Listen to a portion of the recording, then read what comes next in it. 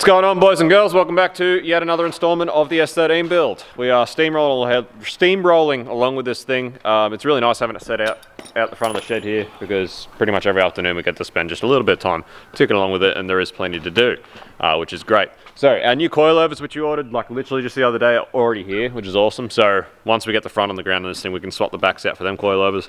And I've got the other front pair for the 31 when that comes to happen. I've got LS1 block there, LS1 block there, and another LS1 block in here, and another LS1 block at the machine shop, where we've just had a terrible day involving LS1 stuff for another build we're doing. And yeah, it's just a massive pain in the ass. 2 JGE bottom end. Awesome, that's a cool thing that happened today.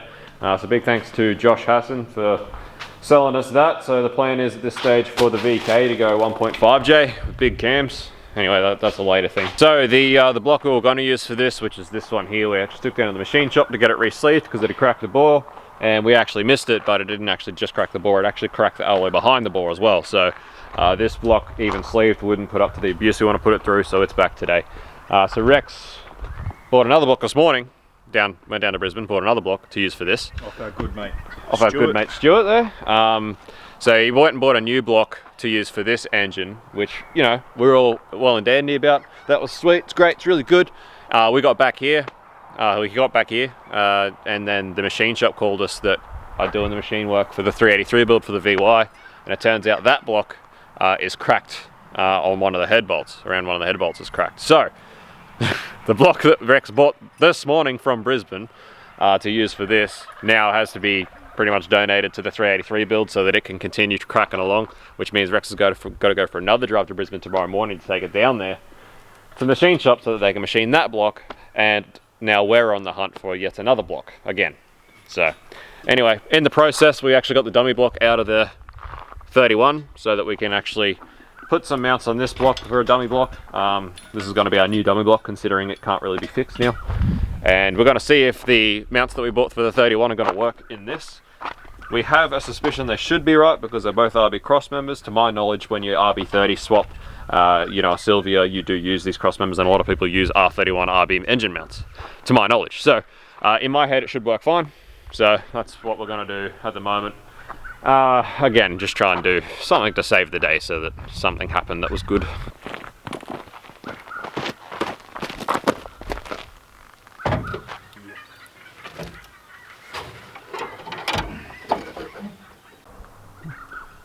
All right, it's not looking too bad as far as where it sits go. Try and get a sump in there. But as you can see, as expected, it's going to be very tight down here. Very, very tight. But we already knew that. That's not going to happen at all. We'll have to lift it out. You have to pull it out. Righto guys, so we've got clearance for the sump, and they actually do go onto the cross member, but they're just completely wrong. Way too far forward, as you can see. Heaps far off the firewall. And by the time we have ancillaries on the front of the car, there is just 100% no room for a rad, and definitely no room for a shroud and some fans. So not a hope. So gonna have to explore some different mount options.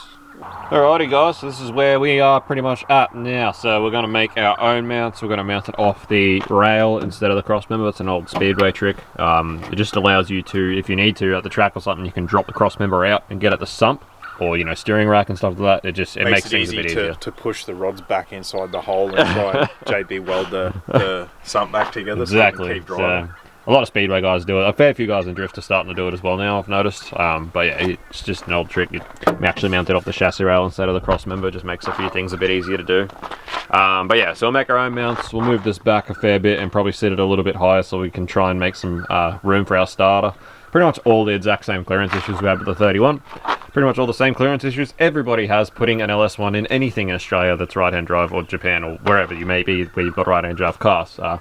These engines are actually built for left-hand drive cars. That's why the head on this side is actually further forward than the head on this side. Allows for room for all this stuff which would normally be over here. Starters on this side, because normally you would have your steering arm and stuff and everything on this side. So they're sort of all arse about face when it comes to trying to put them in a right-hand drive car. and you just have these issues. It's well known. We knew it was gonna happen. It is what it is. But because we're making mounts, we should be able to get out of a lot of that stuff pretty cheap. But so anyway, unfortunately, not going to be as simple as just using these mounts, but that's all right. That's what dummying's for. So anyway, that's pretty much this. Will pick it up when I've got some more stuff to do. Righto guys, continuing on with the S13. It's super windy at the moment. There's hopefully my dead cat's doing its job and it's not getting just heaps of wind noise. So apologies if it is, but where are we up to? What have we been doing? I don't know. I don't know what you'd be saying. Anyway, we've got a little bit of time. It's Friday afternoon. We just decided we've got half a day to just sort of do some of our own stuff. So we're going to continue on with the S13. So we are still waiting on our freaking rack ends. We've checked the tracking number. It says they've been checked into Melbourne Airport like 9 days ago. So we don't know where the freaking hell they are. We've got to chase them up. It's a real piss off. That's the hardest thing about doing any of this work and even running a business, I gotta say, is the freaking freight companies you gotta deal with that just are useless. Anywho, we've got a few things we can do. Rex received pretty much most of the rest of the stuff he needs for his fuel system.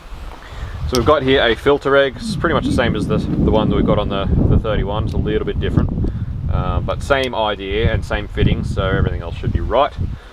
He's got his lift pump. So once again, carby pump, similar to the 31. Going to be a very similar fuel system to the 31. Yeah, almost exactly the same, but like I said, with a bigger cell. So we've got a few fittings here and stuff. We've got a pretty good idea of what we need to do, but we've decided we'll spend the afternoon just dummying up the fuel system in the S13 so that we know exactly what fittings we need to order, because we have to do another order from Rocket fairly soon, so we'll always try and get together as much as we need to do one big order. We try and do sort of one order a week instead of an order every day for little things. So anyway, we'll see what sort of room we got in this freaking boot, because the cell takes up so much room. We're still thinking about using, we have an old Surge tank which has twin pump hangers, which we used to have in the Cruiser back when it had the Chev in it. So I think about using this in the Sylvia. The problem is that it's designed to hang, so we're gonna have to figure out a way to actually hang it. We're thinking about hanging it off the parcel shelf, which should work out pretty well, but there's a few things we've got to work out, but we want to use that because we've already got it. It's another thing we don't really have to buy. So this is the Surge I was talking about here. It's an Aeroflow one. It's designed to sort of bolt up underneath your car somewhere, which is what we had it on the Cruiser, but it's not designed to obviously to be upright, because then your pickup's right at the top of the Surge tank, so it's got to be hung. So yeah, thinking about making a bit of a plate, a bit of a bracket to hang it off the parcel shelf like that. And that should work for us, which is making pretty good use of the space. So as you can see, because the Sylvia's got the spare wheel well in the boot, unlike the 31 that has a flat boot, we're gonna have to make a bit of a frame to sit the cell up onto, which is not a big deal at all, but it means we've got a little place underneath here where we can mount our lift pump. So it'll work out pretty well. Just a bit less roomy than the 31 and also a way bigger cell. Just tell me what size fittings they are, you fuck! The other thing we have to do, or the other thing we can do, is continue on with actually just ripping out all this useless wiring we're not going to use. So Rex actually came up, sat down the other night, and drew up an actual wiring diagram for everything we're going to need for this car, which is very, very simple.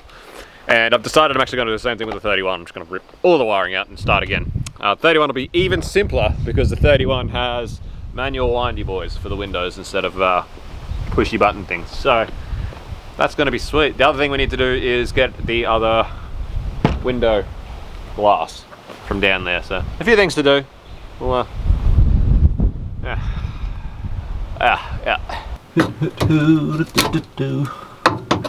Come on. People always say I talk too much in the videos and I don't show me doing enough. This is why. It's really hard to work and film at the same time. I can't do two things at once. It's too hard. There we go. I'll put yours up there. You can see me contort into this space and try and get this crap out.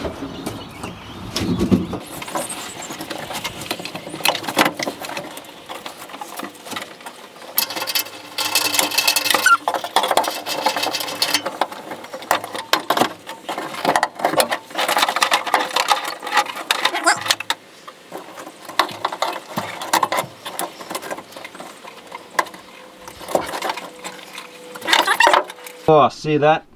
Speed holes. It's like a speed hole. Wonder how much a genuine S13 aerial cable goes for.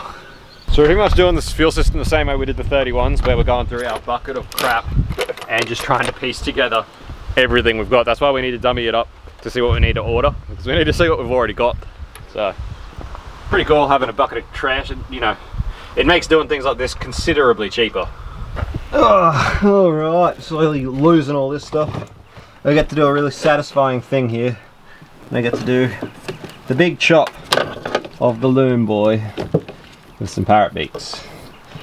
Oh, damn, that's good. It's so thick. Oh, I can hardly. Oh my goodness. Damn, boy! Damn, boy! That's a big boy! Oh, I'm gonna need both hands for this. It's too thick.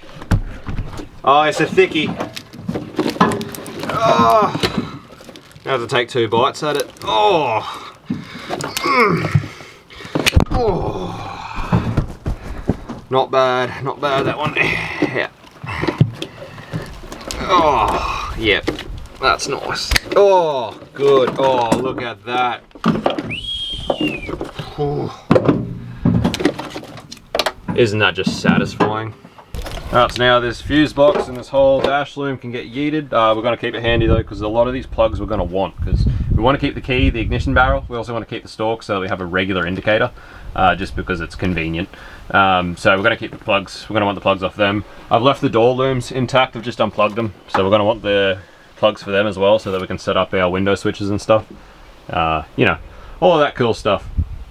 So we'll keep it handy. And this is obviously just cut for the back end of the car, and we'll just use whatever wires we need to splice into to complete the loom, just for the tail lights and that. So just saves us having to run wiring.